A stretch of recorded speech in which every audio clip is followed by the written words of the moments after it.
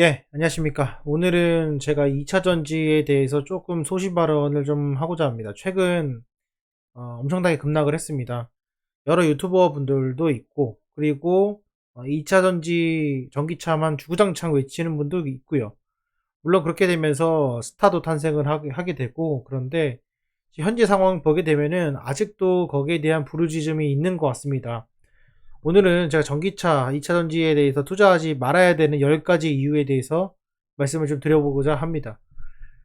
저는 개인적으로 저점이다 해서 절대로 추가 매수는 하면 안 된다라고 좀 말씀드려보고 싶고, 왜 이렇게 주가가 좀 하락을 하고 있는지 이 부분에 대해서 말씀 좀 드려보고, 누구는 이 에코프로가 뭐 500만 원 간다 이렇게 얘기하시는 분도 계신데, 저는 그렇게 생각하지 않는다라는 것도 말씀 좀 드려보고 싶습니다. 이전 제가 영상을 보시게 되면은 저는 어떻게 주가가 이제 올라갈 때도 그렇고 주가가 떨어질 때도 그렇고 계속 꾸준한 이야기를 하고 있어요. 그래서 이 부분 여러분들 뭐 힘드시겠지만은 나름 객관적으로 새겨 들어보시고 투자자 이건 예비 투자자 이건 참조하시길 바라겠습니다. 10개를 준비했습니다. 첫 번째입니다. 가장 중요한 건데요. 호재가 더 이상 호재가 아닌 겁니다.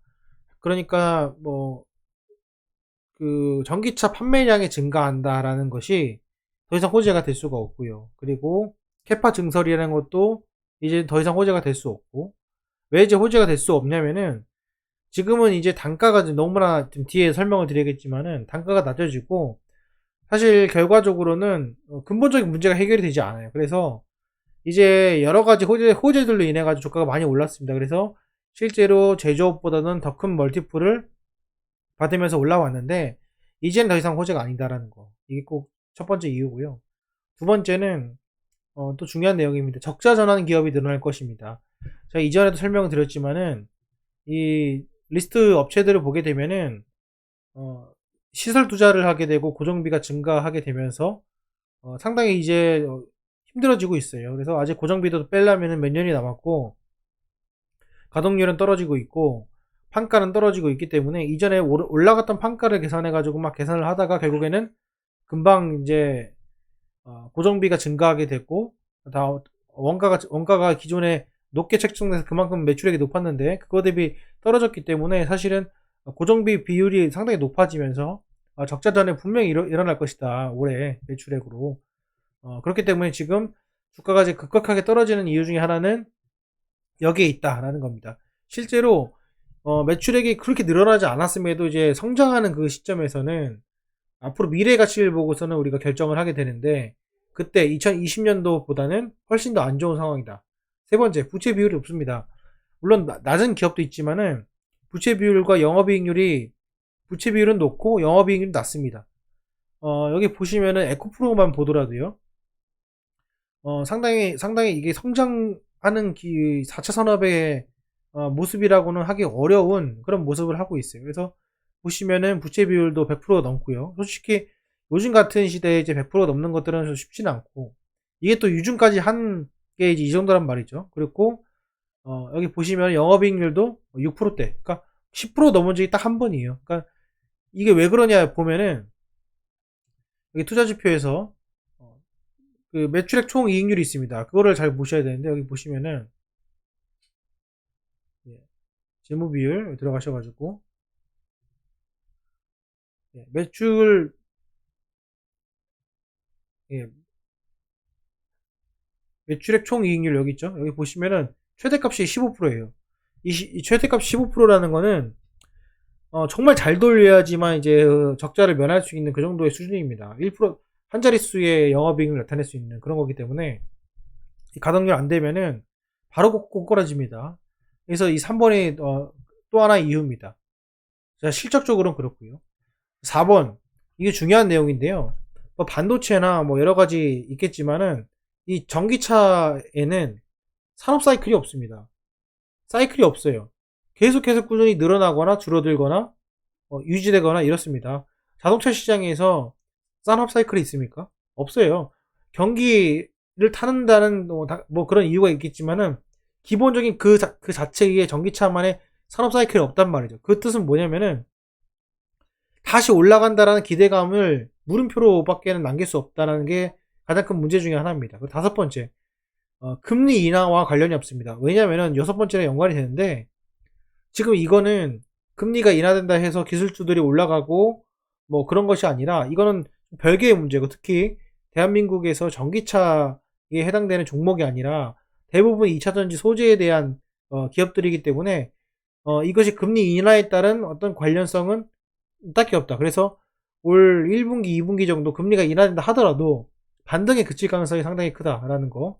여섯 번째, 기술주와 연관되지 않습니다. 이것도 마찬가지인데요. 지금 보시게 되면은 반도체 종목들 하고 2차 전지 종목들과 예전에도 그랬고 지금도 그렇고 이게 같이 커플링 현상이 일어나지 않습니다. 이전에 2020년도, 22년도 6월달부터 10월달, 11월달 보시면은 CPI 지수가 올라가면서 금리가 이제 올라간다라는 그런 내용들이 겹치면서 그게 어느 정도 정점을 찍으면서 기술주들이 올라갔죠. 올라갔는데 지금 미국 증시도 그렇고 이제 국내 증시도 보면은 이게 기술주 안에 이 2차 전지 관련주들이 포함이 안 돼 있어요. 그게 같이 올라가지 않습니다. 그렇기 때문에 이것도 올해 호재가 될 수 있는 것에 대한 연관이 되지 않는다. 일곱 번째입니다. EU에서 가장 중요한 것은 친환경 정책입니다. 2025년도까지 또는 2030년도까지 일정 수준의 이상의 친환경 정책들이 나오고 있습니다. 전기차뿐만 아니라 재활용도 그렇고요. 뭐 페트병도 그렇고 여러 가지로 나오고 있어요. 그런데 지금 독일이 어떻게 보면 주도하면서 지원을 하고 있다. 독일에서 에코 엔진이 지금 개발 중에 있고 2025년도까지 몇 프로 이상 계속해서 전기차 사용에 대한 것들이 이슈가 됐는데 그게 강제 지원되고 있다. 더불어서 지금 상대적으로 그 필요성 자체가 그렇게 중요하지 않기 때문에 이런 것이 상당히 문제가 되고 있다는 거죠. 여덟 번째입니다. 근본적인 기술 문제가 해결되지 않고 있다. 예를 들면은 뭐 폭발 사고에 대한 문제라든지 아니면은 겨울철에 최근에도 이제 영하 40도까지 내려가면서 전기차가 의미가 없다는 걸 많이 보여주고 있죠. 근본적인 문제들이 해결이 안 되고 있어요. 이걸 어떻게 재활용할 것인지, 이 지속 가능한 것인지, 충전에 대한 문제들 아직까지 해결이 되지 않았다. 이런 게 해결되지 않고 찍어낸다고 해가지고 좋아질까라는 의문점이 있습니다. 그렇기 때문에 전기차와 또 자율주행은 또 다른 이야기이기 때문에 지금 일단은 근본적인 기술적 문제가 해결되지 않고 있다는 것은 사실적인 내용이다. 아홉 번째입니다. 테슬라 자동차 판매량이 최고점 수준을 이미 찍었습니다. 이미 한 모델, 그 한 회사에서 찍을 수 있는 최대의 대수를 찍었기 때문에 지금 테슬라가 최고가를 갱신하면서 판매량을 엄청나게 늘릴 수 있는 가능성은 상당히 낮다. 물론 최근에 이제 나왔던 트럭도 예외일 수 있겠지만은 그것도 근본적인 본질은 해결이 안 됐기 때문에 그거는 어떻게 보면은 어떤 이벤트성에 불과할 수밖에 없다. 그래서 제가 드리고 싶은 말씀은 이 9가지도 있겠지만은 마지막으로 제일 중요한 게 있습니다. 한국 증시에서의 2차전지 문제. 2차전지 소재에는 단일 어플리케이션이에요. 예. 그러니까 뭐냐면은 확장성이 없습니다. 지금 만드는 거 다 어차피 전기차 배터리 들어가는 거 아니겠습니까? 다 똑같아요. 하나예요. 하나만 바라볼 수밖에 없어요. 하나의 산업에서만 바라볼 수밖에 없고 하나의 확장성에서만 바라볼 수밖에 없고 몇 개의 기업에서만 배터리 기업한테만 손을 벌릴 수밖에 없는 그런 상황이라는 겁니다. 그래서 2차전지 소재를 갖고 있는 회사들은 사업 포트폴리오가 매우 쏠림 현상을 보여주고 있습니다. 그래서 이것이 한번 잘 되면은 잘 되겠지만은 안 될 때는 정말로 힘들어지는 그런 시장이 올 수 있다라는 거예요. 그래서 제가 드리고 싶은 말씀은 10가지인데 물론 이제 이거를 갖고 계시는 분들 말이 되냐라고 할 수도 있고요. 또 예비 투자자분들은 이걸 보시면서 뭐 그럴 수도 있구나 생각할 수 있습니다. 어쨌건 제 개인적인 소견이기 때문에 이 점에 대해서 여러분도 한번 생각해 보시고 물론 힘드시겠지만은 앞으로 이제 적자에 대한 내용들이 분명히 나오지 않을까 생각이 들고 그렇게 되면은 또 충격적인 하락이 또 있지 않을까라는 생각을 조심스럽게 해봅니다. 어쨌건 뭐 제가 부정적인 얘기를 해서 좀 기분이 좋지 않을 수 있겠지만은 조금이나 이걸 가지고 객관적인 생각을 하시고 판단을 하셨으면 좋겠습니다. 어쨌건 투자에 참조하시고요.